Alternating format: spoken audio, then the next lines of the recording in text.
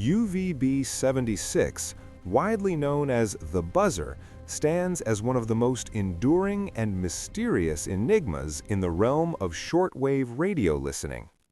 Operating continuously on the frequency 4625 kHz in upper sideband USB mode since at least the late 1970s and possibly earlier, it emits a relentless mechanical buzzing tone that repeats approximately 21 to 34 times per minute.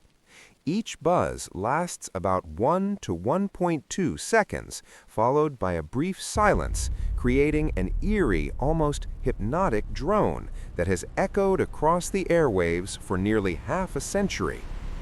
This constant signal serves as a channel marker. It occupies the frequency around the clock, preventing anyone else from claiming it and confirming to authorized listeners that the link remains operational. The station first gained widespread attention among shortwave enthusiasts in the early 1980s, though anecdotal reports and archived recordings suggest activity dating back to the mid to late 1970s, during the final years of Leonid Brezhnev's leadership in the Soviet Union. For most of its history, the transmission consisted solely of that monotonous buzz, no music, no announcements, no variation beyond occasional technical glitches or brief interruptions. But every so often, the buzzing would abruptly cease, and a flat, emotionless Russian voice, usually male, occasionally female in more recent years, would deliver strings of phonetic code words, Russian names, numbers, and seemingly random phrases in a clipped military cadence. The very first clearly documented voice transmission occurred on December 24, 1997, when the station identified itself as UZB-76, or UZB-76 in Cyrillic, often misheard internationally as UVB-76 due to phonetic confusion with the Latin V for the Cyrillic Z. A typical early message went something like this: Ya UZB-76, Ya UZB-76, 18008, Bromel 74279914, Boris, Roman, Olga, Mikhail, Anna, Larissa, 74279914, Konets. Over the decades, the primary call sign has evolved in a pattern that appears intentional and tied to military reorganizations. UZB-76, or UZB-76, from the first voice message in December 1997 until September 7, 2010. MDJB, Mikhail Dmitry Genya Boris, September 7, 2010 to December 28, 2015. ZHUOZ, Genya Ulyana Olga Zinaida, December 28, 2015 to early March 2019. ANVF, Anna Nikolai Vasily Fyodor, March 1, 2019 to December 30, 2020. NJTI, Nikolai, Genya, Tatyana, Ivan, from December 30, 2020 to the present day as of March 2026. Secondary or side call signs sometimes appear alongside the main one, but they are usually phased out after a primary change. These phonetic identifiers, built from common Russian names, likely function as authentication markers or to whom it may concern headers for specific units or recipients. A detailed timeline of key events and changes. Late 1970s to early 1980s. Earliest reports of a high-pitched tone every 2 seconds on 4625 kHz. Early 1990s, transition to the classic buzzing sound around 1990 to 1992, with occasional foghorn-like tones mixed in. December 24, 1997. First confirmed voice message with UWB 76 call sign. January 16, 2003. Brief change to a higher-pitched, longer tone pattern, reverted shortly after. June 5th to 6th, 2010. Major outage. The station went completely silent for about a day, the longest known interruption up to that point. Transmitter relocation followed. September 2010. Call sign switches to MDJB. Signal strength and location changes suggest move from Pavarovo area. 2010 to 2015. Increased voice activity compared to pre-2010 era. November 11, 2025.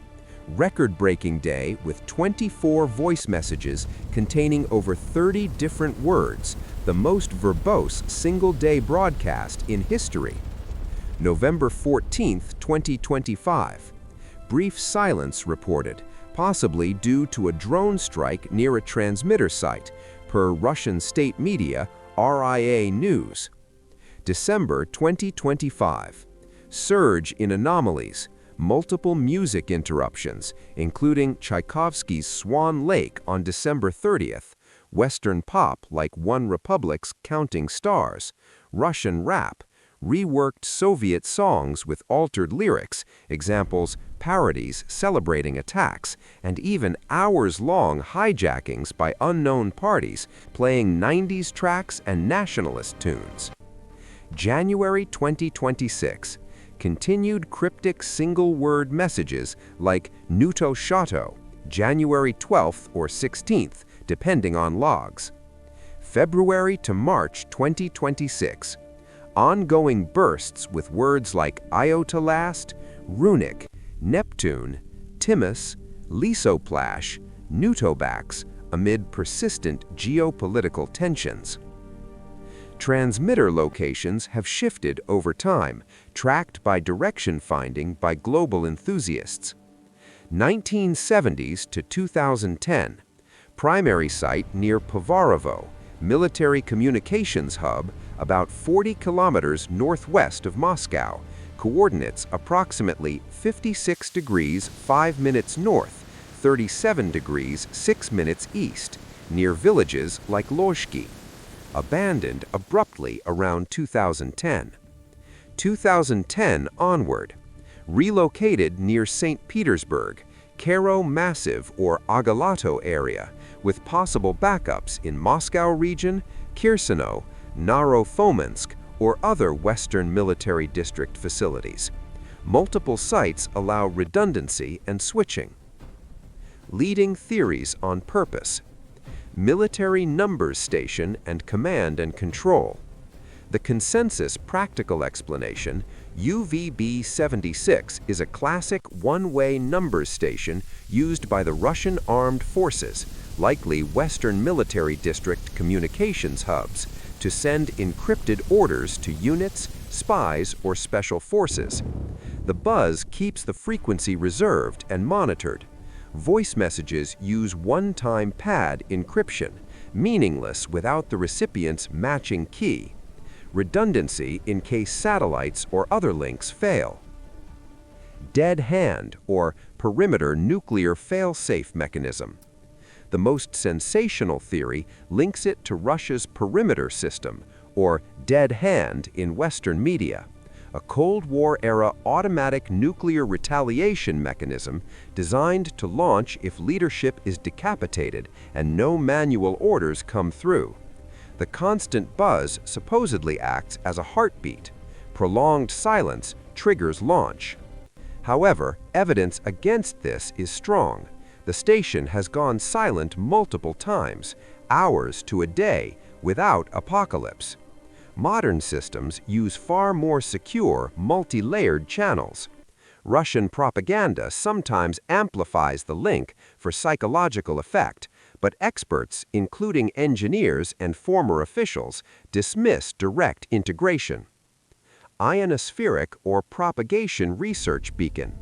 A benign possibility, the signal helps measure shortwave propagation changes due to solar activity, geomagnetic storms, or atmospheric conditions.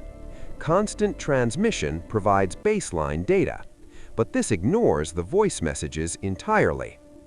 Hybrid signaling and information/psychological warfare, especially evident in 2024 to 2026 spikes. Increased messages, music. Swan Lake carries heavy symbolism in Russia, linked to crises, coups, leader deaths like during the 1991 putsch, and timed anomalies create global headlines. It serves as subtle nuclear posturing, escalate to de-escalate, without official statements, sows euphoria, and reminds adversaries of Russia's capabilities.